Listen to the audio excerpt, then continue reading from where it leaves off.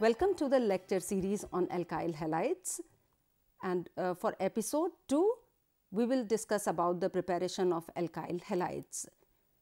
Before we take up the preparation of alkyl halides, let's recall what we did in our previous session about alkyl halides. So, the importance of alkyl halides and their everyday uses were taken up. The alkyl halides are used as solvents, fire extinguishers, anesthetics, pesticides and many more uses like medicine, etc. Then the classification of alkyl halides into primary, secondary and tertiary was dealt. The nomenclature of alkyl halides by substitutive and functional class methods was done, and also the IUPAC nomenclature was discussed. An introductory remark was done about the preparation of alkyl halides from alkane, alkene and alcohols. So, the lecture plan for today is that we would deal about the preparation of alkyl halides from alkanes by radical halogenation, and in radical halogenation of alkanes the advantages and disadvantages of preparation would be discussed. And then the preparation of alkyl halides from alcohols using primary, secondary and tertiary alcohols will be in details, and the mechanistic details of all the reactions which come across during the preparation of alkyl halides by alkanes and alcohols will also be discussed. After the mechanistic details of the reactions, we would sum up the lecture for this particular session. So, we start with the preparation of alkyl halides from alkanes. Alkyl halides can be prepared from alkanes by making the alkanes react with Cl2 or Br2 readily in presence of sunlight to form haloalkanes by a substitution reaction. For example, methane reacts with chlorine molecule in presence of sunlight to form chloromethane and hydrogen chloride. However, this reaction does not take place in dark and gives a mixture of products. So, if we use more chlorine, a mixture of dichloromethane or methylene chloride, trichloromethane or chloroform and tetrachloromethane or carbon tetrachloride is obtained. We can obtain pure chloromethane or tetrachloromethane by using excess of methane or chlorine respectively. That means, if we use excess of methane, we will get the formation of chloromethane, and if we use excess of chlorine, we will get tetrachloromethane. And the other products, because it is a mixture of products which is obtained, therefore, other products can be obtained by distillation of partially chlorinated mixtures. So, what happens when there are multiple products which are formed during the reaction of alkane with halogens? The reactions go like this: methane reacts with a molecule of chlorine in presence of light and forms a mono-substituted product, that is methyl chloride, and of course, hydrogen chloride is obtained as the byproduct. The methyl chloride further reacts with chlorine molecule again in presence of light and gives dichloromethane. Dichloromethane in presence of chlorine gives trichloromethane, and finally, the trichloromethane reacts with more of excess of chlorine to form tetrachloromethane. The halogenation of alkanes involves radical chain mechanism, and as you studied earlier also, the radical chain mechanism involves 3 steps: initiation, propagation and termination. The preparation of radicals can be initiated in presence of heat or light only, and you would remember that the reaction does not take place in dark. So, the first step of this radical halogenation is initiation, by which formation of radicals takes place from non-radical species. And in the initiation process, the first step involves homolytic dissociation of the halogen molecule. We have taken an example of chlorine here. So, you are aware of homolytic dissociation, wherein each atom gets an electron by the shared pair which forms a bond between these two atoms. So, in presence of sunlight, we get 2 chlorine radicals. This is the first step of initiation process. In the propagation process, this is the second stage of radical chain mechanism. There are 2 repeating steps. So, steps 2 and 3 involve formation of more radicals. So, methane, for example, reacts with the chlorine radical, forms hydrogen chloride and generates the methyl radical. The methyl radical further reacts with the excess chlorine which is in the reaction mixture and gives another chlorine radical and forms methyl chloride. The last process of radical chain mechanism is termination, which involves combining or destructing of the radicals. The radicals may combine with each other, which we may call that the radicals are being destructed also. So, 2 methyl radicals which are generated in the propagation step combine to form a ethane molecule, or else the chlorine radical may combine with a methyl radical and form methyl chloride. Similarly, 2 chlorine radicals can also combine with each other and form a chlorine molecule. There is another reaction which takes place when halogenation of alkanes takes place in presence of sunlight, and that is disproportionation reaction. In disproportionation reaction, there is formation of an alkane and alkene during the termination step. Otherwise, when there are 2 radicals present, there is a possibility that these 2 radicals will combine, as was shown in the previous slide, and give rise to another alkane molecule. But in disproportionation reaction, there is formation of one alkane and another alkene, that is an unsaturated hydrocarbon. So, what happens when the products are formed during the halogenation of alkanes? There is a possibility that the alkane has 2 types of hydrogen atoms. Therefore, there is a possibility of formation of 2 products in different ratio. If we take this example, butane reacts with chlorine in presence of sunlight and gives 30% of the 1-chloro product and 70% of the one which is substituted at the second carbon. Similarly, 2-methyl propane reacts with chlorine and gives either substitution at the tertiary carbon or substitution at the primary carbon. So, we have to look for reasons why does it form 2 types of products and why are they formed in different ratios. So, experiments have indicated that substitution at tertiary carbon is preferred over both secondary and primary carbons. So, monobromination of 2-methyl pentane is very regioselective and forms almost exclusively 2-bromo 2-methyl pentane. This is the reaction where we have 2-methyl pentane reacts with bromine and in presence of light gives us exclusively the 2-bromo product. We call this reaction as a regioselective reaction because there was a possibility of formation of a 1-bromo product also, but because of the reasons which we shall discuss further, the formation of only one product takes place. And regioselectivity has been observed more for bromine than for chlorine.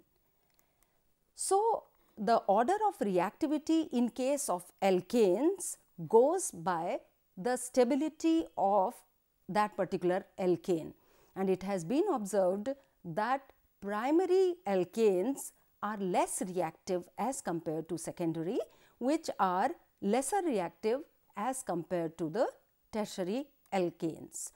The order of stability of the free radical also goes in the same sequence, that is, the primary radical is less stable as compared to secondary, which is less stable as compared to tertiary. Therefore, the order of reactivity of alkanes during halogenation is that the tertiary reacts the fastest, and that is the product which is formed in maximum amounts. So, when we prepare alkyl halides from alkanes, there are a number of advantages. The biggest advantage of this reaction is that it is very useful for the industry due to the cheap reagents which are used in the reaction, and the mixture of products can be separated by distillation. It is very easy to distill all the byproducts which are obtained, which can be used for further synthesis in the organic chemistry. So, each of the individual products is sold separately. Therefore, it is very advantageous for the industry. But we have a few disadvantages for this reaction, that is, laboratory synthesis are generally limited to specialized compounds that give a single major product. So, free radical halogenation rarely provides good selectivity and yield, and for any reaction, yield becomes one of the very important parameters for taking it for a larger scale.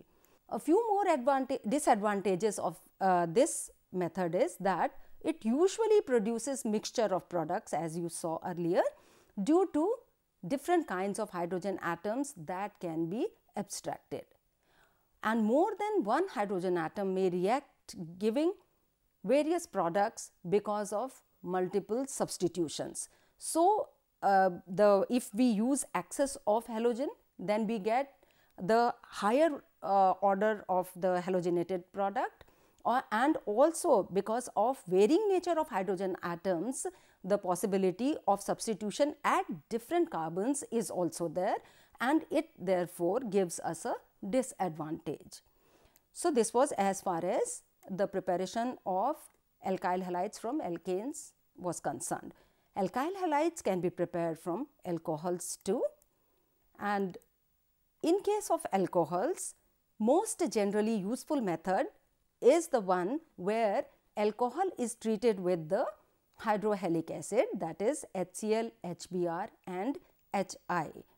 Here again, the way we saw in the case of alkanes, tertiary alcohols find the highest activity as compared to secondary and primary. The primary is the least reactive and reacts only at higher temperature.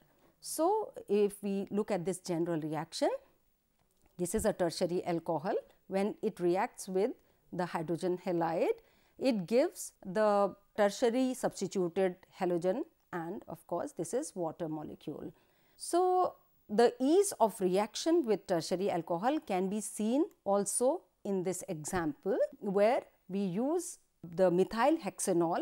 We have a tertiary carbon here, which when treated with HCl at 0 degree centigrade, we get the tertiary carbon substituted chloro compound, and this is almost in 90% of the yield. So, similar to the case of alkanes, what we find here is that the tertiary alcohols find maximum reactivity. Methyl alcohol, which does not have a carbon or an alkyl group adjacent to it, is the least reactive, which is less reactive as compared to the primary alcohol. Primary alcohol is the one which has one alkyl group attached to it, which is lesser reactive as compared to secondary alcohol, and then which is again lesser reactive as compared to tertiary alcohol. If we look into the mechanism of the preparation of alkyl halides from tertiary alcohols, we will notice that these undergo the nucleophilic substitution reaction SN1, and you would recall from the substitution reactions which you studied earlier that SN1 is called nucleophilic substitution unimolecular, and in this particular mechanism the first step involves addition of a proton to water molecule, because most of these reactions are aqueous, done in presence of water, and there is formation of hydronium ion as can be seen in this reaction. Water reacts with the molecule of HBr, and this H being acidic is being taken up by the water molecule and a hydronium ion is produced. As a result, we get a nucleophile in the form of bromide ion. So, here you will have to recall the terms nucleophile and electrophile. Nucleophile is the one which is nucleus loving, that is, it is looking for a positive center. So, in the first step of this SN1 mechanism, the alcohol, tertiary alcohol reacts with the hydronium ion, and this hydroxyl, the lone pair at oxygen, picks up this proton which gives the formation of water, and this is the oxonium ion which is formed in this step, and this reaction is actually a very rapid reaction. It is reversible also, and very quickly this reaction gets back to the tertiary alcohol and the hydronium ion. In the second step of this mechanism, breaking of bond takes place to give stable molecules or ions. Therefore, formation of a tertiary carbocation takes place, which is an intermediate, and a water molecule is lost. So, here you can see this is oxonium ion which gets converted into a stable intermediate, a tertiary carbocation and a water molecule. Then finally, in the third step, making of a new bond between nucleophile and an electrophile takes place, and as we know that tertiary carbocation is an electrophile, bromide ion is the nucleophile, which combine together to give us the final product, and that is alkyl halide. So, we name this alkyl halide as 2-bromo 2-methyl propane. So, this is the SN1 mechanism. What happens in case of primary and secondary alcohols is that they are converted into bromo alkanes and iodoalkanes by treatment with hydrobromic and hydroiodic acids, and the example is here. 1-butanol reacts with HBr. This is on refluxing it with this aqueous solution, and we get the formation of 1-bromo-butane. So, this reaction is quite smooth, but in case of primary alcohols, we notice that there is SN2 mechanism which is followed. In the first step of this SN2 mechanism, addition of proton transfer and to form an oxonium ion similar to the one which we saw in case of SN1 mechanism. Once the oxonium ion is formed, there is formation of OH2. Now, this OH2, that is a part of oxonium ion, it is a very good leaving group, and because of this the reaction is substitution nucleophilic bimolecular, that is, the reaction takes place by simultaneous bond breaking and bond making to give stable molecules. So, in the second step of this reaction, formation of a new bond between a nucleophile and an electrophile takes place. You know that bromide ion is the nucleophile and this is the electrophile which we have. So, what happens is bromide ion attacks this carbon, and OH2 being a very good leaving group, it immediately and simultaneously leaves, resulting into the nucleophilic displacement of water by bromine and formation of bromoalkane. So, this is by the primary alcohols. In case of secondary alcohols, the most widely used reaction is carried out with SOCl2 or PBr3 or PBr5. That itself shows that the reaction takes place under little rigorous conditions, because SOCl2 and the phosphorus tri and pentabromides are very good reagents which are able to displace this hydroxy group and give us the halogenated product. Similarly, we have another example, 2-butanol reacts with phosphorus tribromide to give us 2-bromobutanol, which is obtained in good yields. So, the reaction of alcohols with alkyl halide in presence of zinc chloride gives us a very good reaction for testing and differentiating between the primary, secondary and tertiary alcohols. We call it as Lucas test. The Lucas reagent is Rx with zinc chloride. Zinc chloride is used as the catalyst here, and reaction of primary, secondary and tertiary alcohols with Lucas reagent is used to differentiate amongst the three types of alcohols. So, the low molecular weight alcohols are soluble in the Lucas reagent, but not the alkyl halide.